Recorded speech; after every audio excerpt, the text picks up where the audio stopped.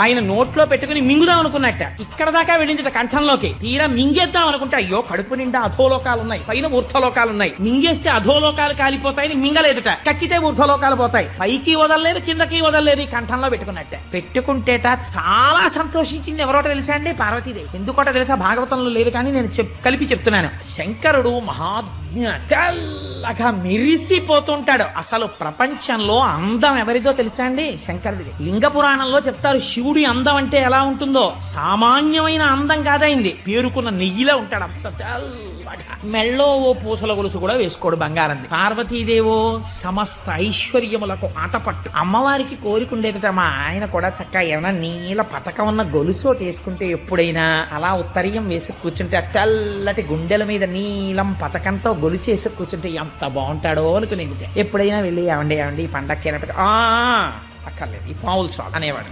Nagabhushan